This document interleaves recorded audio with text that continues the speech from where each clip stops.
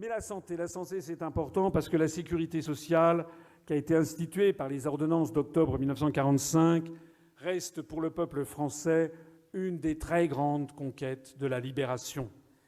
Elle est l'objet d'un immense consensus dans la société française.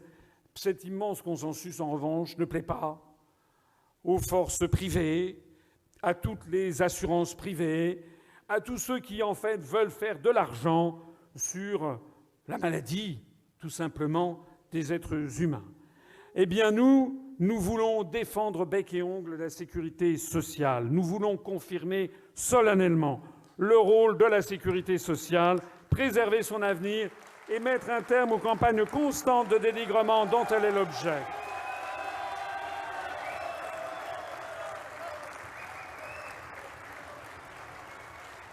Nous n'admettons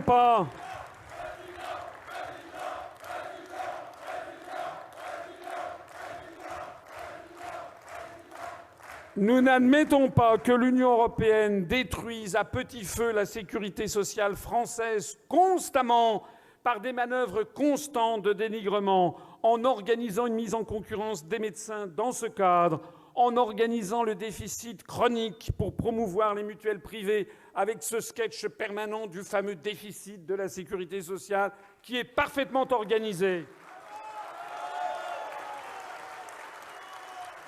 En reconnaissant les diplômes équivalents mais pas les formations, en nivelant par le bas les salaires de la profession, en imposant progressivement un médecin traitant, en promouvant la délocalisation des fabricants de médicaments, en faisant passer en force le TAFTA dont les Français ne veulent pas, en laissant la part belle au lobby pharmaceutique, ce qui laisse et ce qui occasionne de façon permanente des conflits d'intérêts.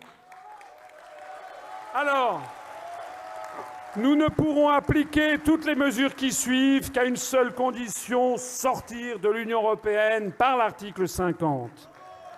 Nous allons réaffirmer solennellement le rôle central de la sécurité sociale pour assurer une justice sociale entre les citoyens français aux dépens des assurances privées. Voilà. J'ai eu l'occasion de le préciser dans d'autres conférences.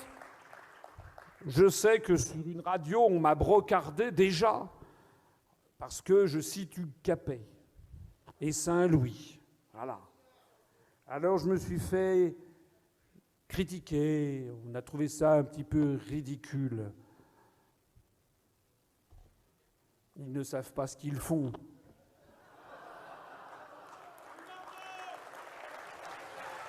Comme vous le savez, je cite souvent des proverbes, et en particulier ce proverbe africain que j'aime bien, et qui dit « Si tu ne sais pas où tu vas, regarde d'où tu viens ». Et comme je l'ai déjà dit dans de nombreuses réunions publiques, je rappelle que notre goût pour les services publics à la française et notre goût encore plus particulier pour l'intervention de l'État dans le domaine de la santé ne remonte même pas à 1945, mais remonte en fait à 1260, lorsque Louis IX décida de créer l'hôpital des 15-20 avec 300 lits pour guérir les aveugles. Et comme le dit son mémorialiste, qui était le confesseur de sa veuve, la reine Marguerite, il écrit les mémoires, et en 1303, il explique que cet hôpital des 15-20 avait été créé et financé sur la bourse du roi, c'est-à-dire en vieux français sur la bourse du roi, c'est-à-dire sur le trésor public. Et c'est cela qui, avec le fait que Louis IX rendait la justice sous son chêne, vous savez pourquoi il rendait la justice sous son chêne? Quand j'étais petit, moi je me disais, mais pourquoi c'est important que ce soit un chêne? Mais tout le monde s'en fiche que ce soit un chêne. Enfin bon, c'est le symbole de la force, rebut en latin. En fait, ce qui était important, quand Louis IX rendait la justice, c'était pas que ce soit sous un chêne, ni que ce soit à Vincennes, c'était son château. Ce qui était important, c'est qu'il rendit la justice. Et Louis IX faisait venir à lui tel ou tel grand féodal, et puis un pauvre manant, un pauvre paysan. Et en tant que de nécessaire, il écoutait les plaignants les uns et les autres. Et comme le raconte Joinville, de temps en temps, il disait « C'est toi, le paysan, qui a raison. Toi, le féodal, c'est toi qui as tort. je vais te faire mettre en prison. Et les Français ont découvert ce qu'était un État qui assure la justice et l'égalité, quelle que soit la condition sociale des gens, seule la vérité doit primer.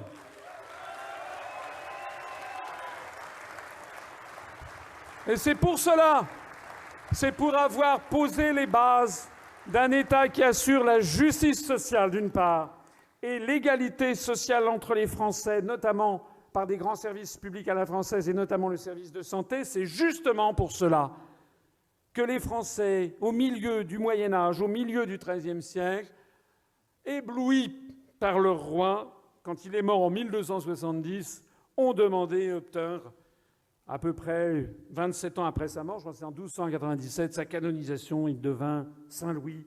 C'est-à-dire qu'ensuite, tous les chefs d'État français, tous les rois de France plus exactement, descendaient d'un saint de l'Église catholique. Alors je ne parle pas ici de la justice, ça sera dans notre programme, mais j'insiste aussi sur la justice comme sur la santé, sur le fait que les Français ne sont pas des anglo-saxons. Les Français ne veulent pas d'une médecine pour les riches et d'une médecine pour les pauvres.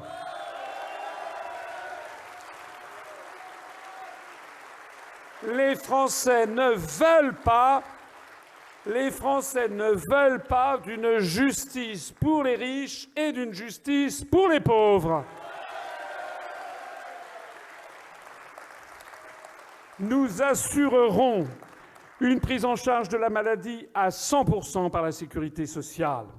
Nous inscrirons la sécurité sociale, je l'ai dit tout à l'heure, je le répète, dans la Constitution. Nous mettrons un terme à la marchandisation de la santé. Nous refuserons de la soumettre aux règles de la concurrence. Nous en reviendrons au principe qui avait été posé à la Libération, selon lequel chacun devait contribuer selon ses moyens et chacun recevoir selon ses besoins. Alors que de plus en plus, la médecine qui est en train d'arriver, c'est le contraire. C'est-à-dire que chacun devrait pouvoir recevoir selon ses moyens et contribuer selon ses besoins. Eh bien non, nous ne voulons pas que les gens reçoivent en fonction de leurs moyens. Nous voulons que tous les Français puissent avoir un accès égal et digne à la santé et à la médecine. Ainsi donc, nous arrêterons les déremboursements des médicaments. Ces déremboursements qui sont constamment imposés à nous par les efforts exigés par la Commission européenne, justement, de couper dans les dépenses publiques.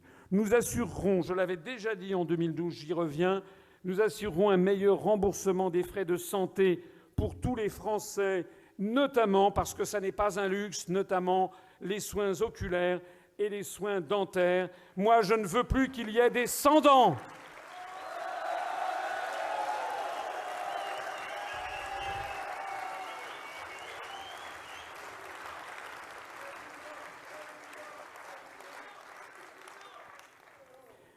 Nous évaluerons la tarification des médicaments. Nous suspendrons les autorisations de commercialisation pour des centaines de médicaments inefficaces, voire dangereux, tels qu'ils seront apparus après une étude indépendante, parce qu'il y a beaucoup de médicaments de cette nature. Nous reviendrons sur la liberté des prix pratiquée par les laboratoires pharmaceutiques. Notre objectif n'est pas d'entraîner à la ruine les laboratoires pharmaceutiques, bien entendu. Mais ne me tentez pas.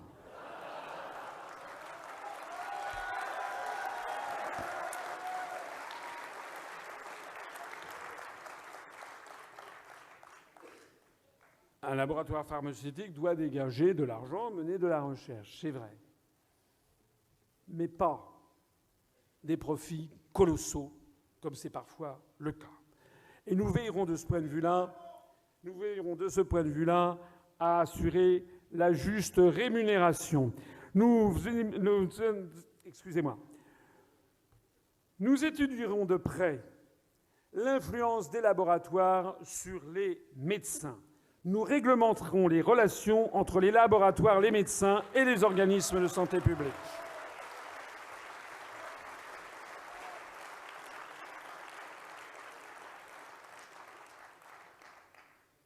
Madame Roselyne Bachelot a du souci à se faire. Nous nous émanciperons du poids pris par l'industrie pharmaceutique au sein de l'Union européenne. Nous assurerons d'ailleurs en la matière la protection effective des lanceurs d'alerte. Nous développerons et ouvrirons la recherche médicale publique. En matière de vaccination, nous imposerons l'obligation légale de fournir la forme trivalente rougeole, oreillon, rubéole à ceux qui le souhaitent, bien entendu. Parce qu'actuellement, cette forme légale, qui l'on trouve d'ailleurs partout dans le monde, eh bien, il est de plus en plus difficile de l'obtenir en France. Nous réévaluerons à la hausse, bien sûr, les salaires du personnel des hôpitaux de l'assistance publique. Et nous porterons un soin tout particulier au personnel, justement, qui est d'un très grand dévouement, et aussi aux internes en médecine qui, parfois, travaillent pendant des centaines d'heures par semaine, alors qu'ils ne gagnent 3 fois rien.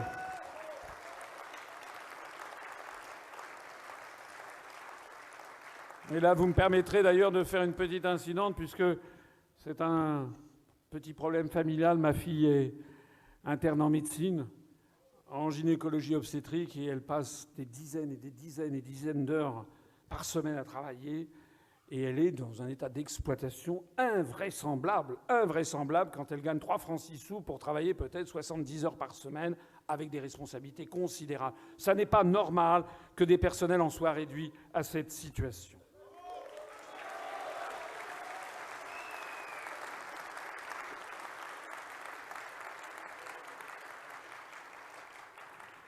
Nous allons sanctuariser une médecine accessible sur l'ensemble du territoire.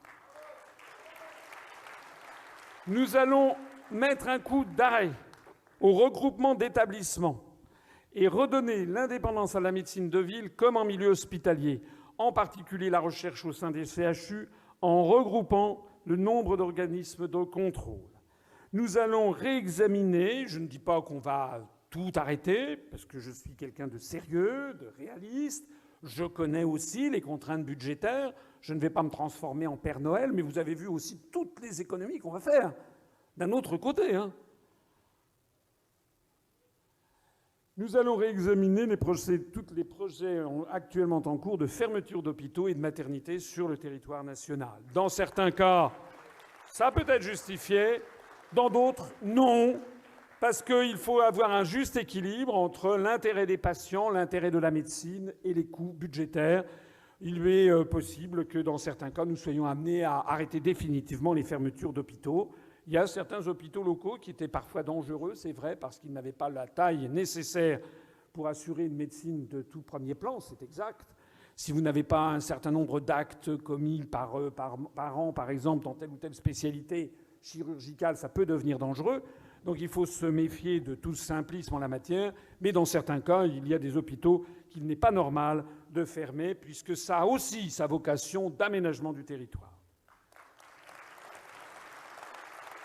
Nous redonnerons à la recherche hospitalière son indépendance vis-à-vis des agences régionales de santé et des cartels pharmaceutiques. Nous allons engager des poursuites judiciaires, si nécessaire, contre les officines, les sociétés de désinformation qui orchestreraient à l'avenir des grandes pandémies, des grandes peurs collectives à des fins d'extorsion de fonds publics. Si vous voyez ce que je veux dire.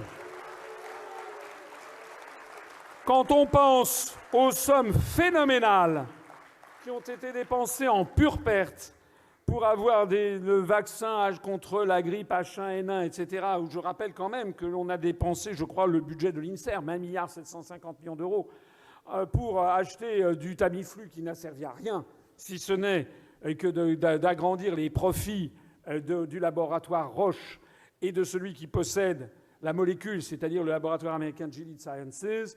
Eh bien, nous, et l'on veillera, et le ministre de la Santé d'un gouvernement UPR veillera tout particulièrement à ce genre de manipulation.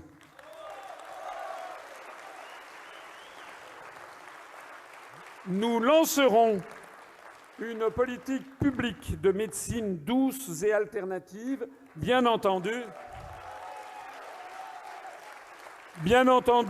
encadrée par des expertises médicales incontestables. Mais enfin, l'acupuncture ou l'ostéopathie, par exemple, sont désormais des médecines qui sont reconnues et en partie remboursées.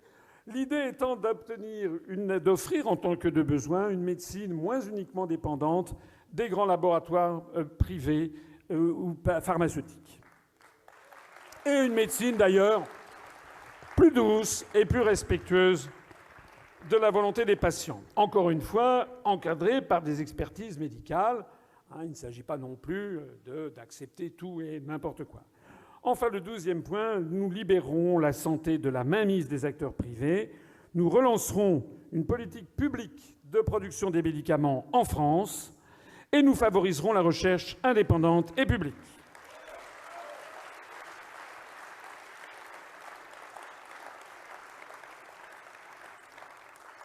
Nous assurerons une formation de qualité et des débouchés effectifs aux étudiants. Nous adapterons le numerus clausus aux besoins de la France. Nous dimensionnerons en conséquence les capacités de formation. Vous savez qu'il va y avoir des déserts médicaux qui vont arriver. On est dans une situation ahurissante, en fait, en France. Nous allons prendre les choses à bras le corps. Nous réaffirmerons le code de déontologie des professions de la santé. Nous préserverons l'indépendance nécessaire à l'accomplissement de la mission. Nous réaffirmerons le libre choix du médecin par le malade, la liberté des prescriptions du médecin, l'entente directe entre le malade et le médecin en matière d'honoraires et le paiement direct des honoraires par le malade au médecin.